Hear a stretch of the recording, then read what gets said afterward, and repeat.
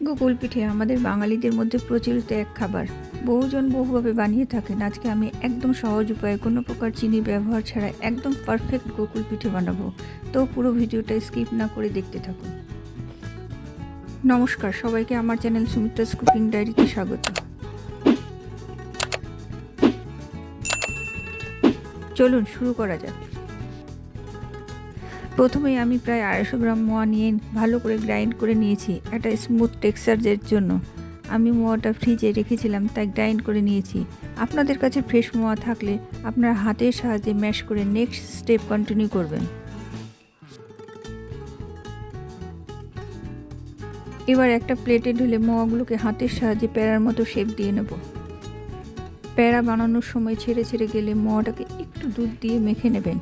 প্যারাগুলো ছেড়ে ছেড়ে গেলে পিঠেটা খুব একটা ভালো হবে না। আর হ্যাঁ, এই প্যারা বানানোর সময় কিন্তু আমি কোনো প্রকার চিনি ব্যবহার করিনি।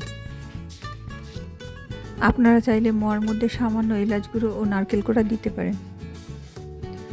সেক্ষেত্রে কড়াই সামান্য ঘি দিয়ে নারকেল কোড়া ও মোয়াকে নেড়ে চেড়ে নিতে হবে। তারপর হালকা ঠান্ডা করে প্যারাগুলি বানাতে হবে। আমি এখানে নারকেল কোড়া ও এলাচের ব্যবহার করিনি।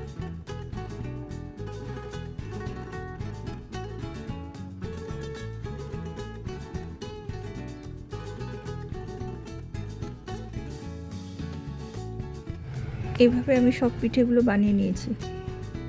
এবার হাফ কাপ গমের আটা দিয়ে পরিমাণ মতো প্রায় 1 কাপ জল দিয়ে ভিডিওর মতো একটা কনসিস্টেন্সির ব্যাটার বানিয়ে নেব।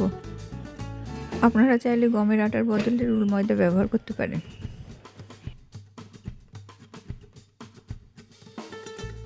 এবার ওতে 1/4 টিস্পুন লবণ দিয়ে দিলাম।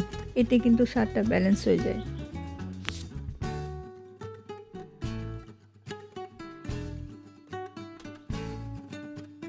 এবার একটা লোহার কড়াই প্রায় 1.5 কাপ মতো রিফাইন্ড তেল গরম করে প্যারাগুলো ব্যাটারে চুবিয়ে তেলে ছেড়ে দেব। লোহার কড়াই ব্যবহার করলে পিঠেগুলো খুব কম তেল টানে। আমি এখানে রিফাইন্ড তেল ব্যবহার করেছি। আপনারা চাইলে তেলের সাথে দেশি ঘি মিশিয়ে বা শুধুমাত্র ঘি এই পিঠেগুলো ভাজতে পারেন। এবার উল্টে পাল্টে গোল্ডেন ব্রাউন করে সমস্ত পিঠে ভেজে নেব। এই পর্যায়ে ফ্লেম লো টু মিডিয়াম রাখবেন, নয়তো ব্যাটারের কিছু অংশ কাঁচা থেকে যেতে পারে।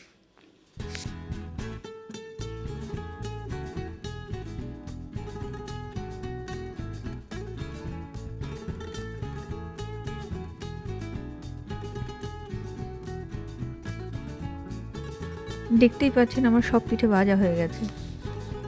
এবার 2 লিটার গরুর দুধ নিয়ে ভালো করে জাল করে 25% কমিয়ে নেব, অর্থাৎ কড়াই প্রায় 2.25 লিটার মতো দুধ থাকবে।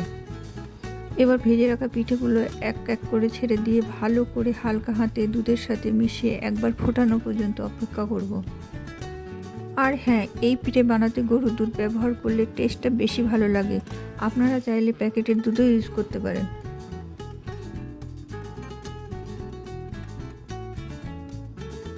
এবার প্রায় 200 গ্রাম মতো খেজুরের পাটালি গুড় নিয়ে দুধের সাথে ভালো করে মিশিয়ে নেব যতক্ষণ না গুড় গলছে। আপনারা চাইলে ভেজে রাখা পিঠেগুলো দুধে দেওয়ার আগেই গুড়টা দুধে ভালো করে মিশিয়ে নিতে পারেন। এই পিঠের ক্ষেত্রে মিষ্টি আগে দিলে পিঠে শক্ত হওয়ার কোনো ব্যাপার থাকে না।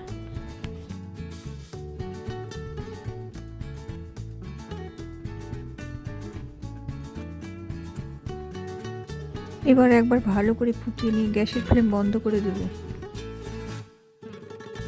আর হ্যাঁ, এই পিঠেকে বেশিক্ষণ ফোটানো যাবে না। বেশিক্ষণ ফোটালে পিঠেগুলো ভেঙে যেতে পারে। আরেকটা কথা, পিঠে ফোটানোর সময় গ্যাসের ফ্লেম মিডিয়াম টু হাই থাকবে। এবার 30 মিনিটের জন্য রেস্টে রেখে দেন। নিজেদের পছন্দ মতো ডেকোরেট করে সার্ভ করুন। আমি এখানে পেস্তা ও কেশরের ব্যবহার করেছি। এই সব মেজারমেন্ট ও ট্রিক্সগুলো ফলো করে একবার এই পিঠে বানিয়ে দেখবেন, আপনাদের গোকুল পিঠেও হবে একদম পারফেক্ট।